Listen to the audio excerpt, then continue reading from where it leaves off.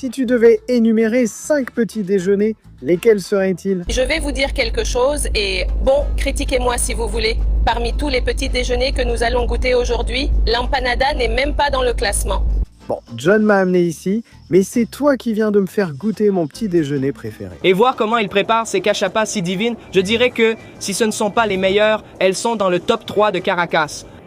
Mais si Ibai ou la plupart des Vénézuéliens, la plupart des restaurants vénézuéliens mettaient cette arepa à leur menu, je pense qu'elle détrônerait la Reina Pepeada. Sens-le, Juliana.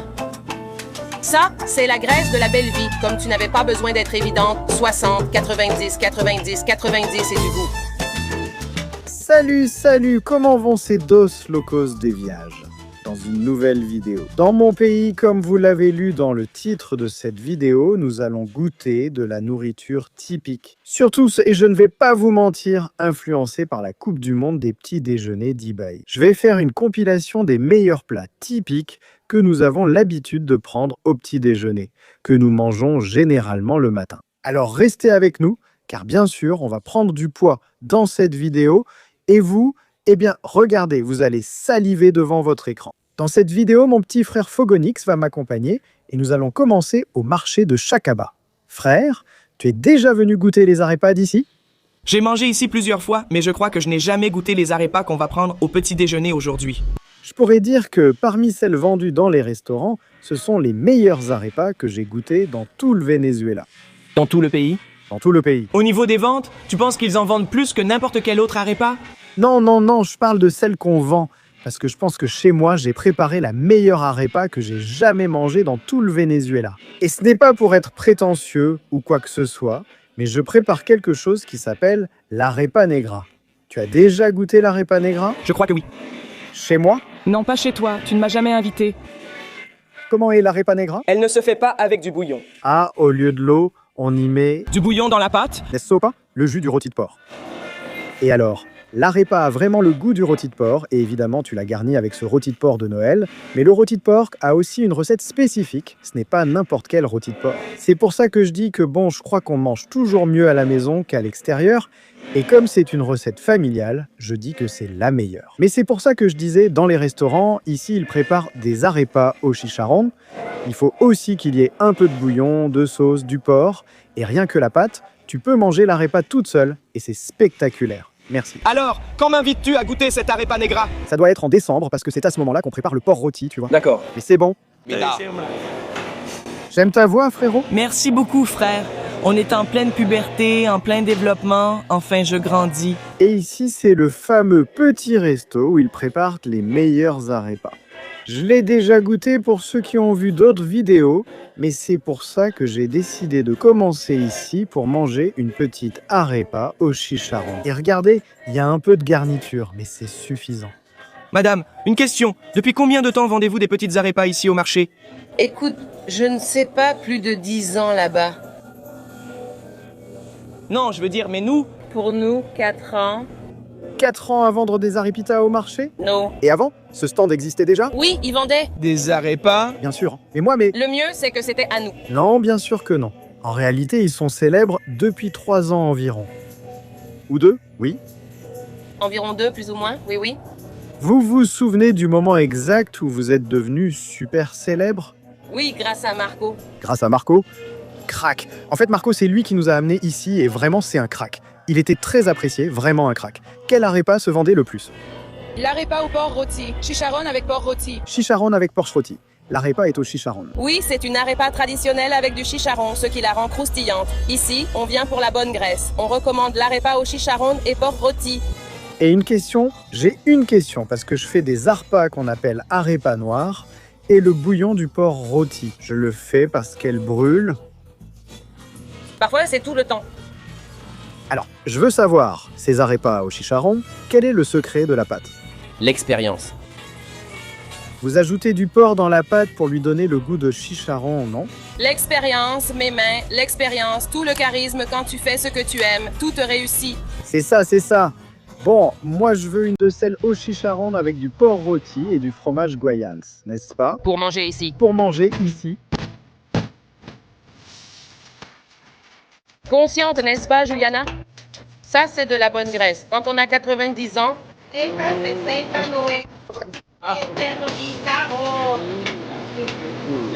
Vous l'ai déjà dit dans une vidéo que j'ai faite justement avec Marcos en goûtant de la nourriture de rue, que si vous en avez l'occasion, mais je vous le répète aujourd'hui, si vous pouvez venir au marché de Chacao. Quel jour, mon amour? du mercredi au dimanche, à partir de 7 h du matin, Jusqu'à quelle heure? jusqu'à 14 h 30 les samedis, 15 h 30 entre dimanche et samedi. Regarde comment c'est. Parce que je sais qu'il y a des gens qui se réveillent tard, surtout le week-end. Donc, vous pouvez venir jusqu'à 14 h, jusqu'à 15 h, manger une arepa ici, à Cerdo y Sabor, au marché de Chacao. Regarde, je suis en train de rater comment ils garnissent cette arepa, mais celle-là, c'est la mienne. Et où vas-tu mettre le fromage? Purée! Là, il y a de la place pour le fromage.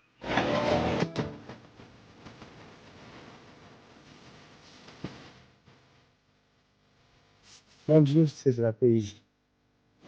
Même Pablo Neruda n'a pas osé aller aussi loin. Regardez ça. Oh, Merci beaucoup. Bon appétit. Waouh, regardez ce que je viens de recevoir, c'est superbe. C'est le moment de vérité, je vais goûter cette petite arepa au chicharrón et je vais vous dire une chose. Mon arepa préférée, normalement, c'est la Reina Pepiada. Mais parce que ça, on n'en trouve pas partout. Donc je suis d'accord pour que notre Reina Pepiada participe à la Coupe du Monde du petit déjeuner. Mais si Ibai ou la majorité des Vénézuéliens, la majorité des restaurants vénézuéliens, mettaient cette arepa à leur menu, je pense qu'elle détrônerait la Reina Pepiada. J'ouvre le débat. Qu'en pensez-vous? Dites-le dans les commentaires ci-dessous. Reina Pepiada ou arepa au chicharron, porc rôti, vini et fromage Guayane. Regardez comme la pâte est croustillante. On va voir. Ouf, ouf.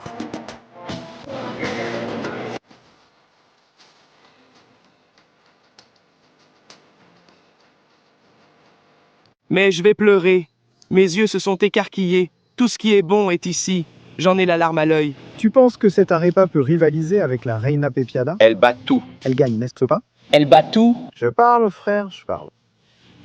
Moi aussi, mon arepa préférée a toujours été la Reina Pepiada. Je suis un grand fan de l'avocat et du mélange avec le poulet et tout ça. Mais ça, c'est une saveur indescriptible. Ça bat Cuba, n'importe quel plat du mondial des petits déjeuners. Désolé pour les autres pays, mais je pense qu'on va battre le Pérou. N'en dis pas plus. Nous avons déjà fini l'arepa et nous sortons du marché de Chacao pour notre prochain petit déjeuner. Cette fois-ci, un petit déjeuner plus typique des Llanos. Ce petit déjeuner est typique du Venezuela. Ce n'est pas mon préféré, mais l'endroit où nous allons le goûter me donne l'eau à la bouche rien que d'y penser.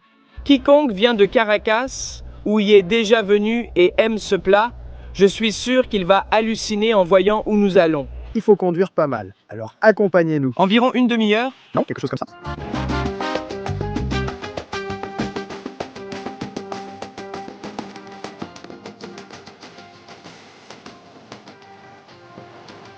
Notre prochain arrêt sera à la Cachapera Doña Inés et Illos. Vous ne la connaissez probablement pas sous ce nom. Je l'apprends pour la première fois et cela fait plus de 20 ans que je viens à cet endroit, qui est communément appelé Las Cachapas del Mocho. À La Union, en passant par le village de Latillo, nous arrivons dans ce restaurant emblématique pour déguster ce petit déjeuner typique des plaines, la cachapa. Mais nous n'allons pas manger une simple petite cachapa, mais nous allons manger une cachapa bien garnie. Alors venez, on va regarder les prix et voir comment ils préparent ces cachapas si divines que, selon moi, si ce ne sont pas les meilleures, elles sont dans le top 3 de Caracas. Eh bien, nous sommes ici avec mon quasi-homonyme Emmanuel avec un seul M. Moi, c'est Emmanuel avec 2 M.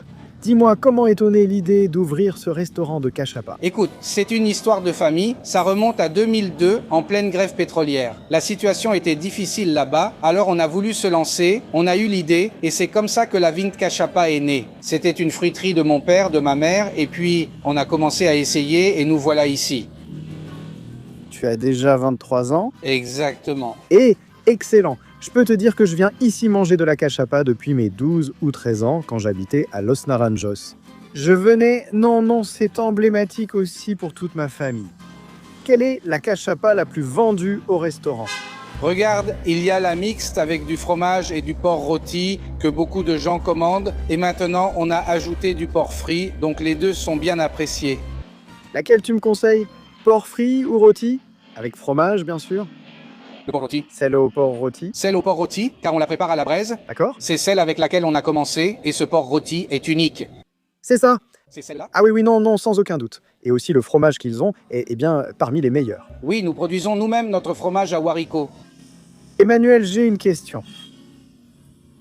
Comment as-tu surmonté les moments si difficiles qu'il y a eu depuis 2002 jusqu'à maintenant?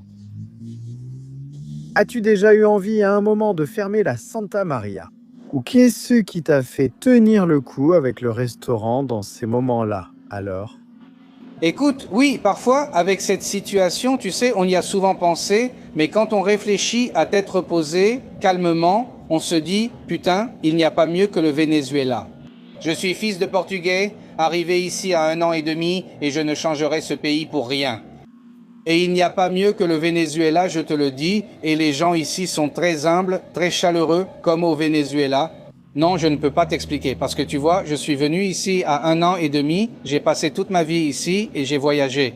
Tu sais, je suis allé à Miami, j'ai voulu ouvrir une cachapera là-bas, mais rien à faire. Je suis revenu, je me bats et j'avance. Comme le Venezuela, il n'y en a pas. Regarde, non seulement on a presque le même nom et la même façon de penser, mais je suis aussi fils de Portugais. J'ai aussi tenté l'étranger et je partage ton avis. Il n'y a pas mieux qu'ici. Eh bien, il faut apprendre à surfer sur la vague dans les moments négatifs et aussi profiter des moments positifs. Notre pays nous offre des choses uniques qu'aucun autre pays ne peut donner. Ailleurs, on restera toujours des étrangers, non? Exactement, ce sont des hauts et des bas. Je pense que c'est une épreuve, parce que parfois tu es en haut, parfois tu es en bas, et tu ne peux pas, comme on dit, t'arrêter, il faut aller de l'avant. Tout à fait. Je répète souvent à mes employés, certains sont là depuis mes débuts. Waouh! Ils sont avec moi depuis 22-23 ans et ça fait de moi un bon patron parce que je leur dis, regardez, ici, il faut toujours donner un bon service au client pour qu'il soit content. Quel est ce service? S'occuper du client comme s'il était chez lui. Encore mieux. Oui. Il ne s'agit pas seulement de lui servir la cachapa, de lui tourner le dos et c'est tout. Non, il faut demander au client, l'interroger, savoir ce qu'il aime, ce qu'il n'aime pas. Tu ne sais pas comment est chacun. Bien sûr, bien sûr. Pour manger. Toi, tu t'impliques et c'est ça la réussite. Tu peux demander où trouver les meilleurs cachapas à Caracas. Oui, je dis aux gens, écoute, fais une chose, je ne suis en concurrence avec personne. Sinon, tu fais le tour de toutes les échoppes de cachapa, tu vas revenir ici. Oui. C'est tout. Eh bien, merci Manuel. Tu m'as déjà donné une ouverture, et le compas, et le compas. Et le portugais aussi, les journées. Je te le dis. Ma mère et moi sommes allés au Portugal. Oui, oui, non, non. Ça t'a duré 1 mois. Tu sais ce qu'elle a dit? Je pars au Venezuela. Bien sûr, bien sûr. Elle est avec nous? Bon, maintenant, on va s'asseoir et goûter la cachapa. Je suis vraiment d'accord. Attention, j'ai déjà goûté des cachapas très bonnes. Pas seulement à Caracas, mais surtout quand je voyage dans les plaines. Mais ici, il est difficile que l'une d'elles l'égale. On va goûter. Ici, on vient de m'inviter en cuisine pour filmer comment la magie opère. Regardez la taille de cette plaque. C'est-à-dire, imaginez-vous, ici on a un empan, ça doit faire 2 mètres de long à peu près. Close. De 2 mètres, n'est-ce pas? Oui, 2,50 m sur 1,50 m à peu près. Quelle folie. Frère, combien de cachapas peuvent tenir là-dessus en même temps? Merde, non. Vous ne l'avez jamais rempli complètement. Non, car on arrive à la petite partie de la plaque et on les retourne de l'autre côté. Exactement. Bon, voyons comment on en fait une alors.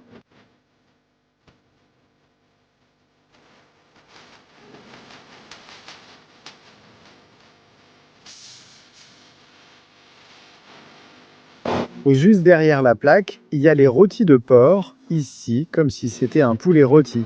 Mais bon, c'est du porc rôti. Regardez comme ce porc rôti cuit lentement au feu de bois a l'air juteux. Non, quel délice!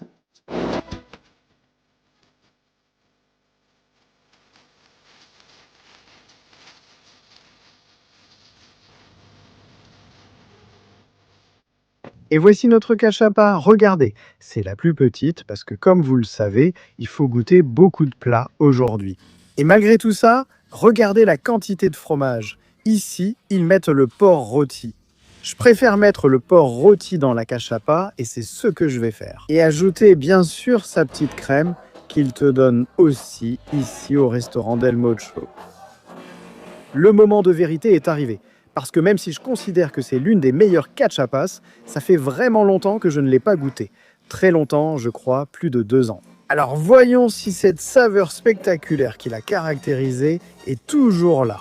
On ouvre cette cachapa et regardez, on va mettre tout ce porc rôti ici à l'intérieur. Parce que sinon, ce n'est pas une cachapa au porc rôti. C'est une cachapa avec du fromage et du porc rôti à côté. Je veux tout à l'intérieur. Regarde, ça ne ferme pas. Je vais faire une bêtise. Je sais que ce n'est pas l'idéal. Mais bon, sinon ça ne ferme pas. Maintenant, oui, regardez comment ça a fini. Maintenant, oui, on coupe un petit morceau. Même si je ne sais pas si c'est vraiment petit, c'est plutôt un gros morceau. Et bien sûr, on ne le mange pas encore. Il faut ajouter la petite crème. Et là, c'est bon. Waouh! Waouh. Oui, il me manque le bas de la cachapa. Juste une seule bouchée, et c'est tout. Une très petite bouchée, merci. Non, non, mon Dieu.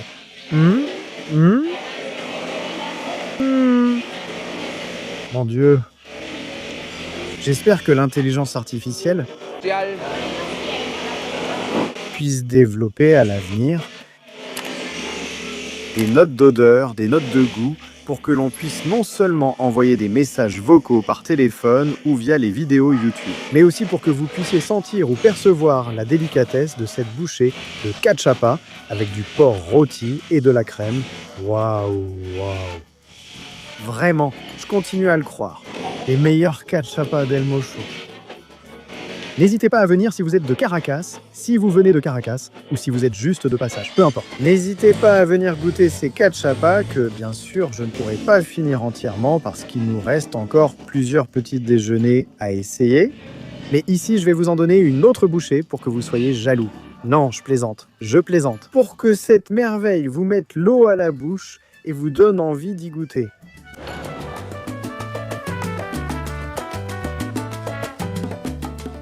Mais le vrai moment du jugement dernier arrive maintenant. Parce que je suis un amateur de cachapa et franchement, si tu la fais bien juteuse, c'est difficile qu'une cachapa soit mauvaise. Je pense que ce qui prédomine le plus, c'est la qualité des ingrédients de la garniture. Mais ce monsieur qui est ici n'aime généralement pas la cachapa. Donc, s'il lui dit que regarde, celle-ci oui, c'est que... Alors, comment tu trouves la cachapa ? D'accord, ça dépend du type de cachapa. En vérité, dans mon alimentation quotidienne, la cachapa n'en fait pas partie. Oui, j'aime bien, mais c'est le plat vénézuélien que j'aime le moins. Je peux en manger, mais je n'irai pas acheter de la cachapa d'habitude. En fait, la dernière fois que je suis allé à Cachapas del Mocho, chez Doña Inés et Hijos, c'était il y a environ 5 ou 6 ans. Donc c'est un moment historique pour moi. Ce sont sans doute les plus célèbres de la capitale. Et ce sont des cachapas que j'aime beaucoup chaque fois que je suis venu. Je vais la goûter, elle a déjà le porc rôti. Mon pote, le porc rôti. Là, il n'y a pas de porc rôti? Pas de porc rôti. Oui, il y a du jambon rôti. Oui, il y a du jambon rôti, il est là. D'accord. Je vais en prendre un peu plus, Ça Allons-y, j'y vais.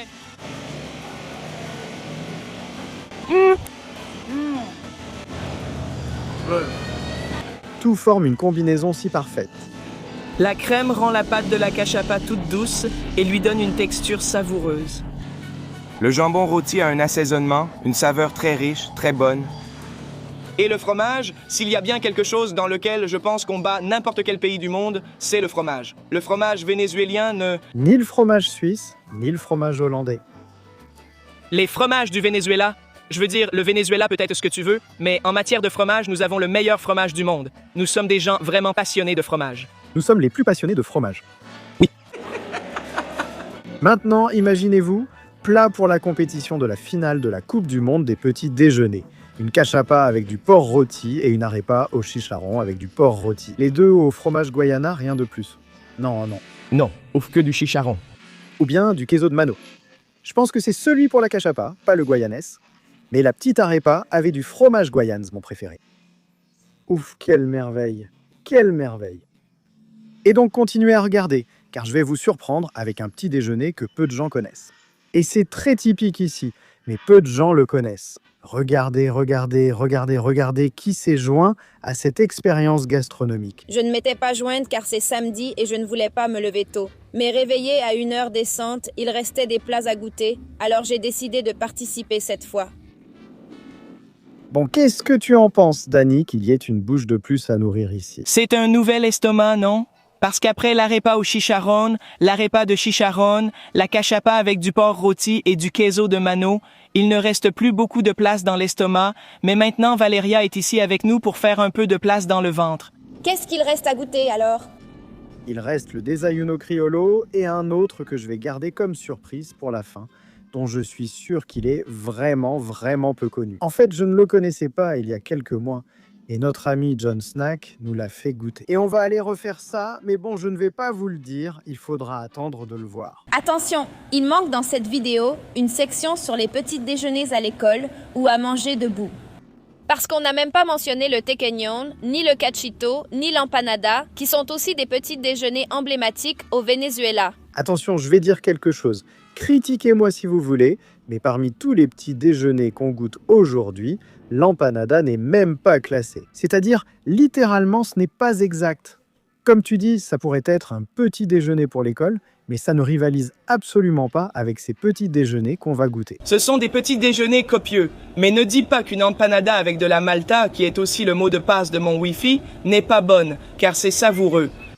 C'est l'empanada avec de la malta. Les chaussettes que je porte sont à l'effigie d'une empanada avec de la malta. C'est comme... Aujourd'hui, nous dégustons des plats à savourer assis à table. Emmanuel n'a pas raison, les gars. Il a tort. L'empanada est l'un des petits déjeuners les plus emblématiques du Venezuela et je pense qu'il y aura une deuxième partie. Je vais te dire quelque chose. J'ai mangé l'arepa debout, tu entends? Je ne l'ai pas mangé à table. Mais écoute... Mais on a mangé de l'arepa. Ce n'est pas facile. Non. C'est comme la vidéo où il faut manger ses petits déjeuners à table. Une arepa comme ça, la petite empanada, tu peux la prendre comme ça en marchant. J'essaye de sauver l'empanada parce que l'enfant arrête la guerre et je ne suis pas d'accord. Avec quoi alors le cachito? Pour moi, cachito et tequeñón vont avec la chicha. Je mangeais toujours le cachito avec du thé glacé à la pêche. Je n'aime pas le thé, désolé, ce n'est pas mon truc. Non, le thé à la pêche est divin. Et le thé à la pêche non plus. Si je dois choisir, je ne prends pas citron. Tu sais quel est mon problème? Oui. Moi, je pense que les gens qui choisissent le thé au citron ont quelque chose à cacher. Oula!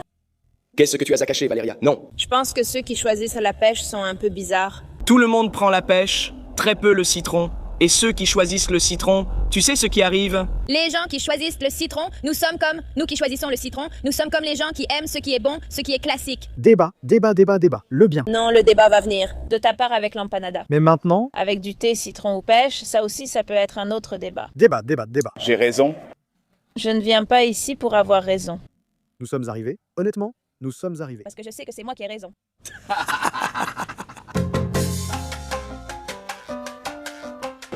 Et là, nous arrivons à Maïz, un restaurant qui se trouve à Chuao, que comme je vous l'ai dit, nous avons découvert il n'y a pas longtemps et il est spectaculaire. C'est de la cuisine typique, mais je sens que le chef y apporte sa touche personnelle. Nous allons vous le présenter ainsi que les plats que je voulais vous montrer. Ça va, gnagne? Quoi? Je suis heureuse. Je vais manger. Regardez ça ici, les petits déjeuners. Llanero central, oriental, occidental, andin. Et honnêtement, dans une seule vidéo, on ne peut pas montrer tous les petits déjeuners du Venezuela, mais on va essayer de vous en montrer une grande partie. Et ici, il n'y a même pas le petit déjeuner dont je vous parle, même si ses composants sont assez similaires à d'autres. Mais on va bientôt les montrer, on va les montrer. Nous sommes ici avec Daniel Torrealba, le fondateur de ce restaurant. Comment tout a commencé, Daniel ? Écoute, Maïz a commencé par une réflexion de cuisinier qui était « Quel est le goût du Venezuela ?» Et pour moi, il a toujours été important de transmettre l'identité à travers la nourriture, qui est comme le don que la vie m'a donné, qui est de cuisiner, comment le faire pour, disons, apporter quelque chose à la société. Et la nourriture est un véhicule très très puissant pour transmettre l'identité parce que c'est une expression culturelle, je crois, parmi les plus puissantes qui existent. Et donc, au milieu de toute cette réflexion, l'idée de l'arepera est apparue comme concept. Et nous avons décidé que le maïs en serait le fil conducteur. Et sur ce chemin, qui est le maïs. Les cuisines régionales vénézuéliennes voyagent, et c'est pour ça que le menu est une balade à travers la cuisine vénézuélienne. Non, quelle beauté. Tu dis qu'on a du talent, mais tu parles comme un vrai journaliste. Daniel, il me semble que toutes les arepas ou tout ce qui est fait avec du maïs se fait avec du maïs pilé. C'est bien ça. Tout ce que nous faisons avec du maïs pilé, les cachapas seuls ou le joto, nous respectons beaucoup les concepts traditionnels des préparations, mais en commençant par le maïs comme produit de base. Le maïs est, selon moi, le produit le plus important ou représentatif de la cuisine vénézuélienne. Il existe de nombreuses recettes traditionnelles vénézuéliennes à base de maïs. C'est bien plus important que le cacao. Je pense que le piment aussi, ou disons d'autres choses qui sont également utilisées dans toute la cuisine, mais le maïs, je crois que c'est ce qui nous définit le plus. Tu sais qu'on fait une vidéo, Daniel, sur les meilleurs petits déjeuners vénézuéliens.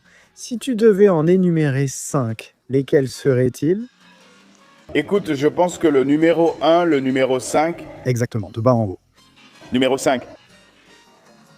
Une cachapa. Numéro 5, une empanada. Ah, tu vois, il est avec moi. Numéro 5, je suis avec toi.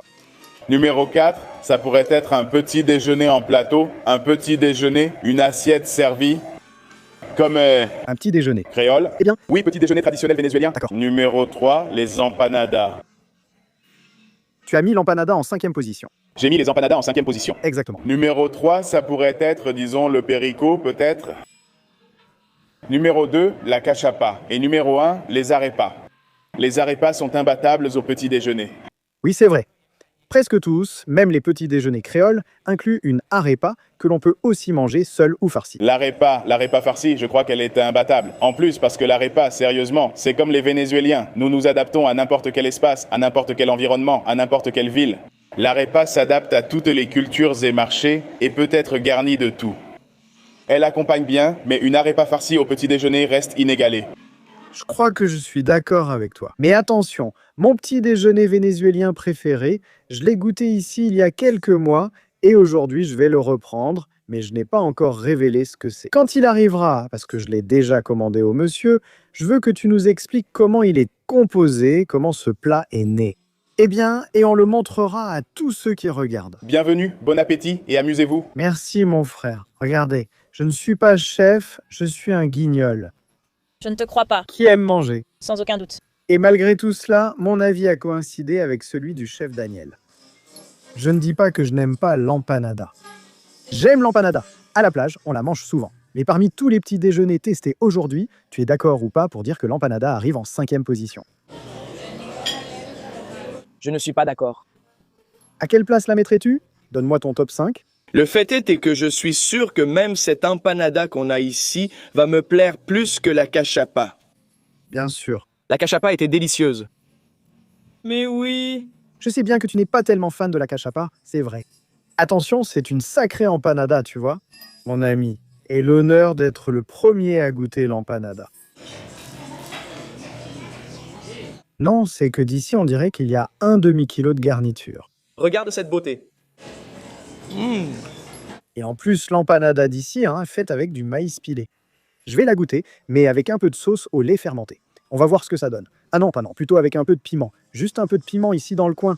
Et on va goûter cette empanada au poisson. D'ailleurs, nous ne mangeons pas et ne promouvons pas l'achat d'empanada de requin. Ici, on m'a dit que c'est de la céréole, ce n'est pas du requin. Mais vous le savez déjà, la pêche des raies et des requins n'est pas correcte. Donc, si vous pouvez l'éviter, ne mangez pas de requin. Ne mangez pas de requin. Mangez du poisson.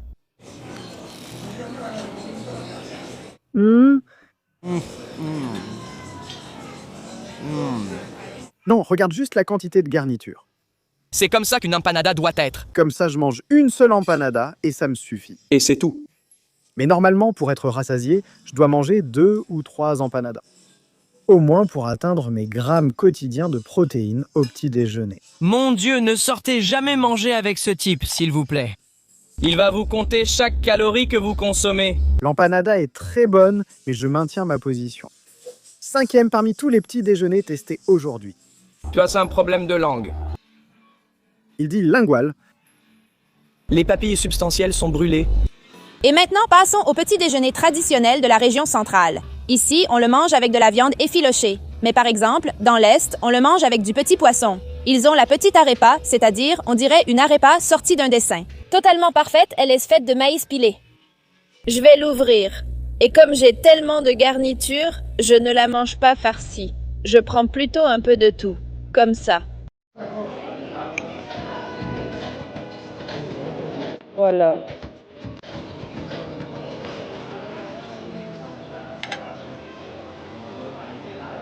J'adore être vénézuélienne, vraiment. La crème. On nous a dit que ça vient de Carora. Et vraiment, c'est trop bon. C'est comme... Je trouve que la nata est bien meilleure qu'un fromage frais à tartiner. Ça a plus le goût d'un petit fromage frais. C'est incomparable. Si tu n'as jamais goûté la nata, viens au Venezuela. Si tu es à Caracas et n'as pas goûté la nata Carolina, viens chez Maïs. Oh, j'ai oublié l'avocat. Encore une fois, on y va avec un peu de tout.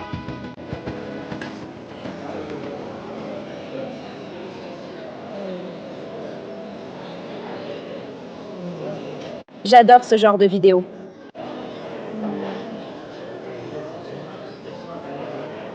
Petite danse de bonheur.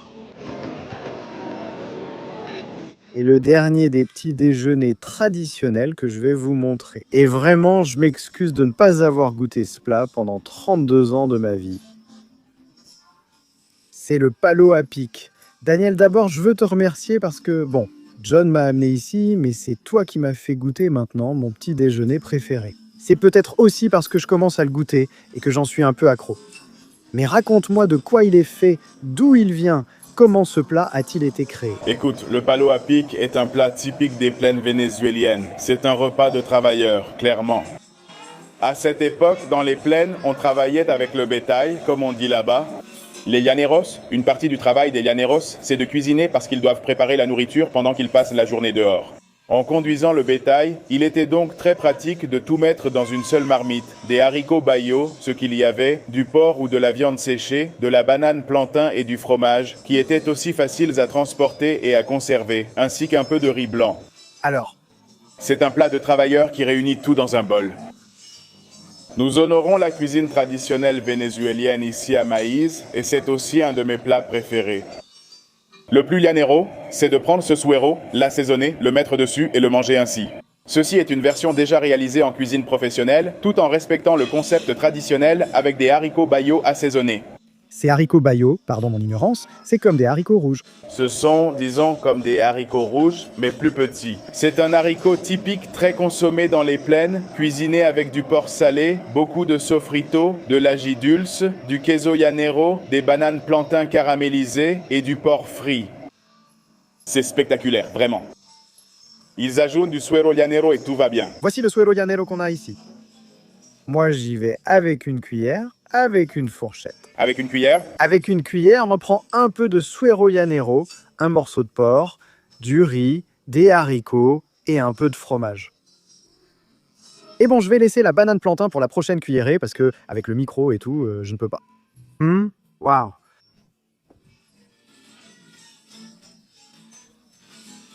Waouh!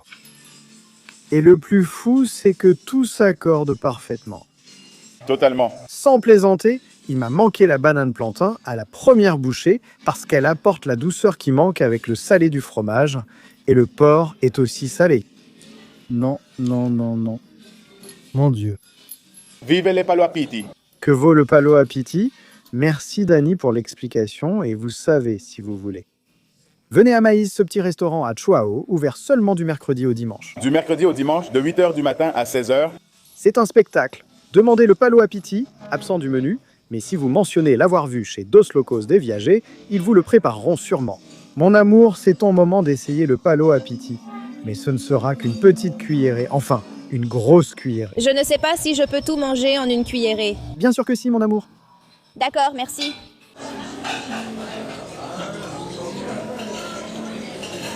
C'est juste que c'était chaud. Je devais souffler.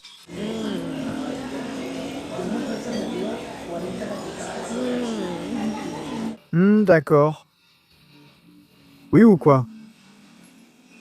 Quel mélange de saveurs. Je sens que c'est un brunch, donc ça peut te servir de petit déjeuner ou de déjeuner, mais c'est vraiment délicieux. Et même de dîner. C'est un petit déjeuner, un dîner, t'as tout ce que tu peux manger dans la cuillère. Trop, trop bon.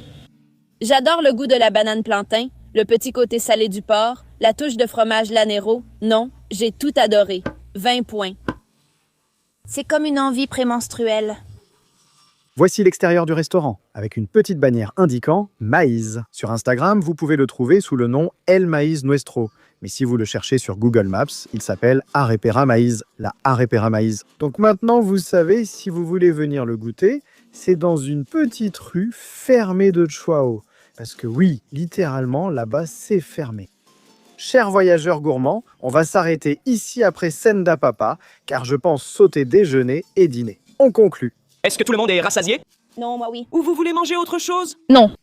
Comme un cachito, un petit feuilleté. On peut aller prendre une chicha après la vidéo? Une cocada.